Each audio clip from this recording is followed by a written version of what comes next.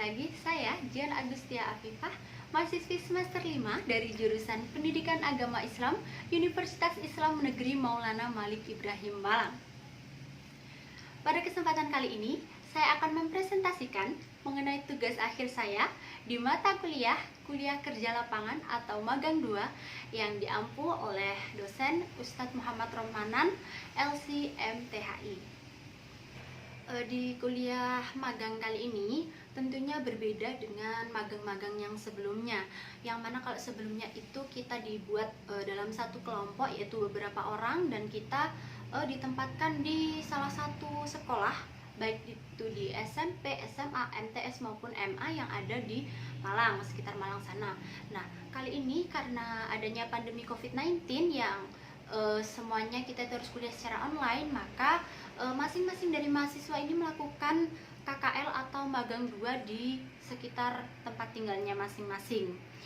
Saya sendiri melakukan observasi magang ini di MTS di dekat rumah saya, yang dulu juga merupakan tempat saya belajar, yaitu di MTS Khomarul Hidayah, Gondang Tugu, Trenggalek. Berdirinya MTS Khomarul Hidayah ini tidak terlepas dari berdirinya Pondok Pesantren Khomarul Hidayah, karena MTS ini merupakan salah satu lembaga milik Yayasan Pondok Pesantren Khomarul Hidayah. MTS ini berdiri sejak tahun 1966 hingga sekarang, dan saat ini MTS ini dikepalai oleh Bapak Haji Syaiful Mahbub SSY dengan wakilnya yaitu Bapak Haji Susanto SPD, diikuti dengan para waka, yaitu ada yang pertama Bapak Sugeng Suprayogo SHI sebagai waka kurikulum, ada Bapak Muhammad Yusuf SAG waka kesiswaan, ada Bapak Barokallah Esos waka sarana prasarana, ada Bapak Indra Gunawan SPD tata usaha, ada Ibu Suci Mayasari yaitu perpustakaan, dan juga ada Bapak Didi Triyono sebagai penjaga sekolah.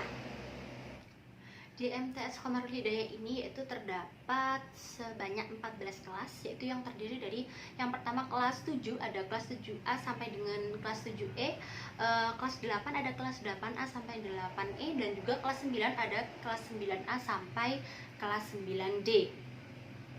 Selanjutnya yaitu pembahasan mengenai telaah hasil observasi. Nah, observasi di MTS Khomarul Hidayah ini tidak secara langsung saya lakukan di MTS, akan tetapi saya melewati dari salah satu guru yang berada di MTS tersebut, yaitu ada Bapak Imam Makrus SAG. Saya melakukan observasi bersama dengan beliau, dan sesekali saya menuju ke sekolah untuk mencari sumber-sumber pendukung dari laporan yang saya kerjakan. Yang pertama yaitu mengenai hasil telaah kurikulum dan silabus. Sebelumnya, kurikulum yaitu seperangkat rencana dan pengaturan mengenai tujuan, isi, dan bahan pelajaran serta cara yang digunakan sebagai pedoman penyelenggaraan kegiatan pembelajaran untuk mencapai tujuan pendidikan tertentu. Dan silabus merupakan seperangkat rencana serta pengaturan pelaksanaan pembelajaran dan penilaian yang disusun secara sistematis yang memuat mengenai komponen-komponen yang saling berkaitan untuk mencapai penguasaan kompetensi dasar. Selanjutnya ada poin-poin mengenai pembahasan kurikulum dan silabus. Yang pertama ada poin kesesuaian silabus dengan SK dan KD. Nah, di MTS Khomarul Hidayah ini antara silabus dengan SK dan KD ini telah sesuai dengan yang diberikan oleh Kementerian Agama. Dan untuk kesesuaian indikator dengan KD juga telah sesuai. KD yang mana indikator telah dijabarkan dengan menggunakan kata kerja operasional dengan tingkat kemampuan terendah hingga yang tertinggi. Dan untuk kesesuaian materi dengan KD ini juga telah sesuai di MTS ini.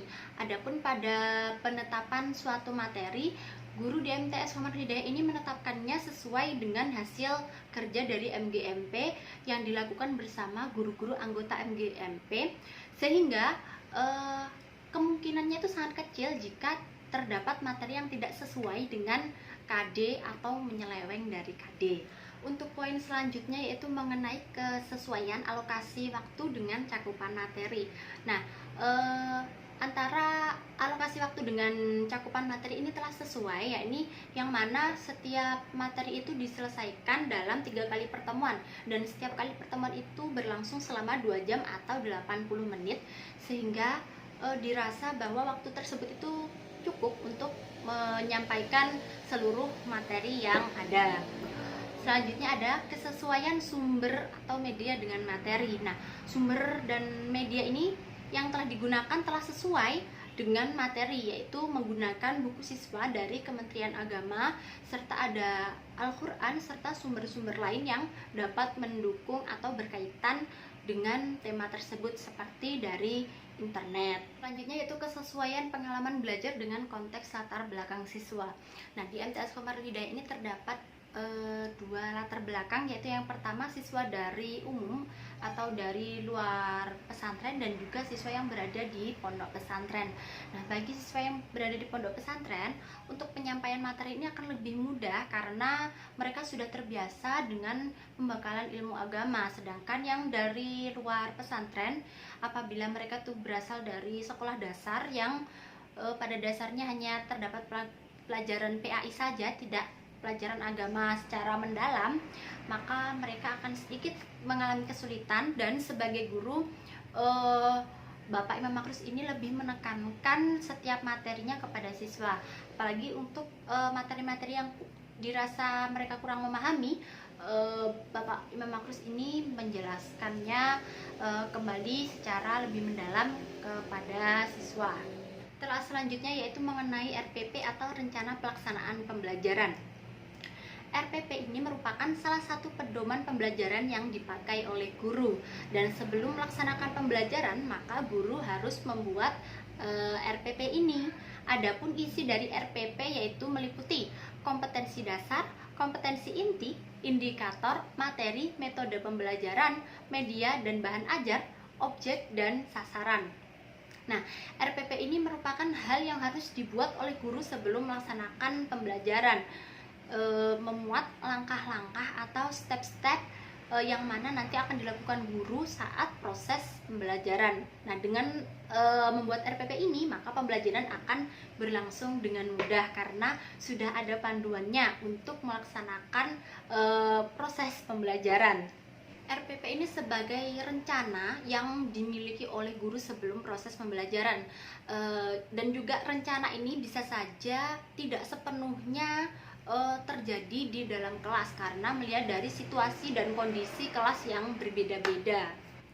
Untuk langkah-langkah pembelajaran dalam RPP ini yaitu secara intinya memuat 3 hal, yakni yang pertama ada kegiatan awal atau pembuka, ada kegiatan inti, dan juga ada penutup. Yang pertama di kegiatan awal tentunya ini mengenai pemanasan dulu, yaitu biasanya guru memberikan salam, mengabsen siswa, selanjutnya menanyakan antara materi yang kemarin dengan dihubungkan dengan materi yang akan dia bahas kali ini. Lalu bisa guru melakukan pemanasan seperti bernyanyi atau yang lainnya. Dan selanjutnya pada kegiatan inti, yaitu merupakan inti atau proses dimulainya penyampaian materi. Kegiatannya meliputi mengamati, menanya, mengeksplorasi, mengasosiasikan, dan mengkomunikasikan. Lalu untuk selanjutnya yaitu kegiatan penutup. Nah, ini berisi dengan akhir pembelajaran. Biasanya kegiatannya itu meliputi guru memberikan refleksi mengenai hasil pembelajaran, lalu guru memberikan kesimpulan atau menjelaskan rencana pembelajaran yang akan datang, dan juga guru mengajak siswa untuk berdoa penutup.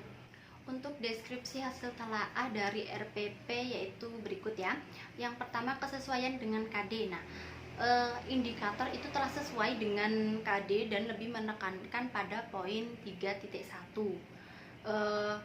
Kejelasan rumusan menggunakan kata kerja operasional. Nah, perumusan dari indikator ini menggunakan kata kerja operasional, diantaranya menggunakan kata kerja meyakini, membiasakan, menjelaskan, menunjukkan, dan lain-lain.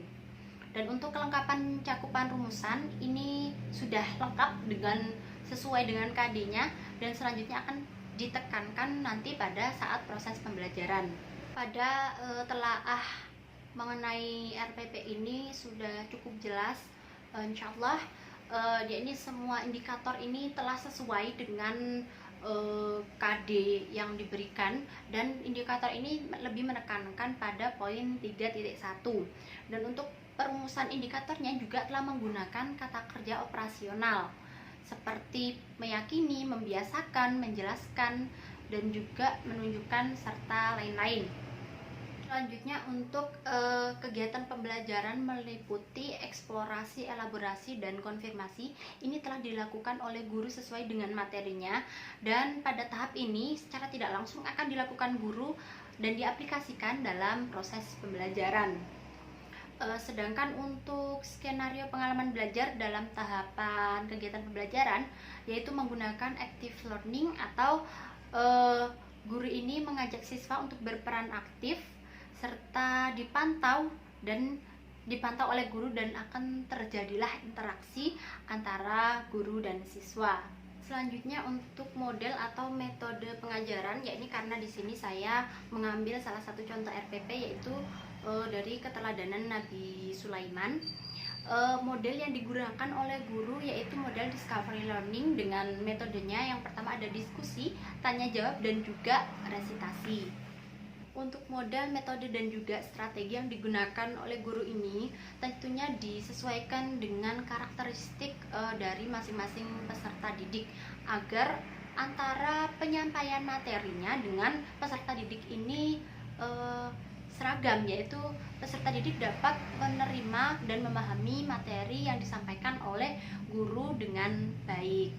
Selanjutnya untuk kesesuaian sumber belajar atau media dengan materi ini telah sesuai, yaitu untuk sumber belajar dan media yang digunakan meliputi LCD, buku paket, PowerPoint dari internet, dan juga yang lain-lain.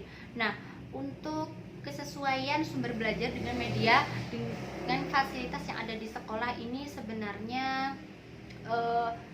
terkadang mengalami kesenjangan ya, karena keterbatasan fasilitas yang ada. Seperti karena ini di sekolah swasta atau milik pondok pesantren, jadi terkadang itu fasilitasnya lebih minim. Jadi setiap kelas itu tidak memiliki LCD atau proyektor, maka mengharuskan guru membawa LCD atau proyektor tersendiri ketika menjelaskan membutuhkan media tersebut, maka guru akan membawa sendiri ke dalam masing-masing kelas.